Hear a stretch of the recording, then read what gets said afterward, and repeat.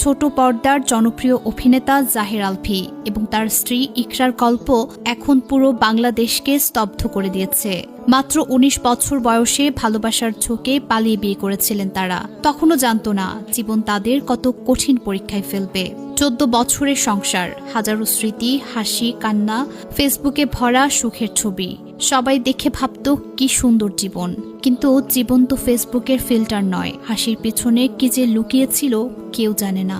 অভিমান, অশান্তি, নীরব কষ্ট, কোনোটাই ক্যামেরায় ধরা পড়ে না। আজ ২৮ ফেব্রুয়ারি ২০২৬ দুপুর ১:৩০ থেকে ১:১২টার দিকে রাজধানীর মিরপুর ডিওএইচএস নিজের বাসায় ইকরা নিজেকে শেষ করে দিল।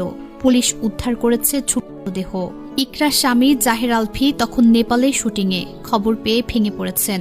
ফেসবুকে লিখেছেন হৃদয় ছিঁড়ে যাওয়ার কথা। আজ দুপুরে মিরপুর ডিওএইচএস এর বাসায় আমার স্ত্রী ইকরা করেছে। আমি নেপালে শুটিংরত ছিলাম। খবর শোনার পর থেকে কথা বলার অবস্থায় নেই। আমি বুঝতে পারছি না আমাদের সন্তান আর আমার কথা না ভেবে সে কেন এভাবে চলে গেল। সবাইকে অনুরোধ, আমাকে আর আমার পরিবারকে একটু সময় দিন। সন্তানের ভবিষ্যতের কথা ভেবে বিভ্রান্তিকর কিছু ছড়াবেন না।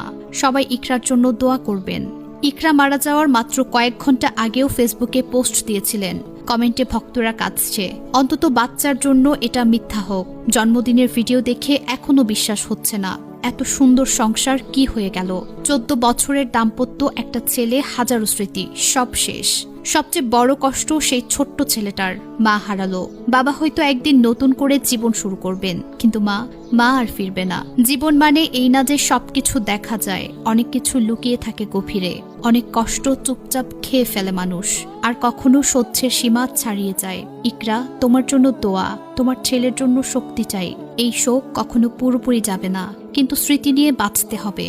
ইন্না লিল্লাহি ওয়া ইন্না ইলাইহি রাজিউন। আল্লাহ তোমাকে জান্নাত দান করুন। পরিবারকে এই ভয়ানক কষ্ট সহ্য করার তৌফিক দিন, আমিন। জাহের আলভী ও ইকরার এই মর্মান্তিক ঘটনা আমাদের মনে করিয়ে দেয় যে জীবন কখনো ফেসবুক বা সোশ্যাল মিডিয়ার ছবির মতো সহজ ও হাসি খুশি নয়। হাসি মুখের আড়ালে লুকিয়ে থাকে কষ্ট, অশান্তি, ভাঙন। যদি আমরা শুধু বাহ্যিক দৃশ্য দেখে বিচার করি, তা কখনো পুরোপুরি সত্য বোঝাতে পারে না। এই শোকে সবচেয়ে বেশি ক্ষতিগ্রস্ত হলো তাদের সন্তান। সামাজিকভাবে আমাদের দায়িত্ব হলো দুর্বল ও শোকে থাকা পরিবারকে মানসিক সমর্থন দেয়া, গুজব ও বিভ্রান্তিকর তথ্য ছড়ানো থেকে বিরত থাকা এবং একবার মনে রাখা, সুখী দেখানো জীবন সবসময় সত্য নয়।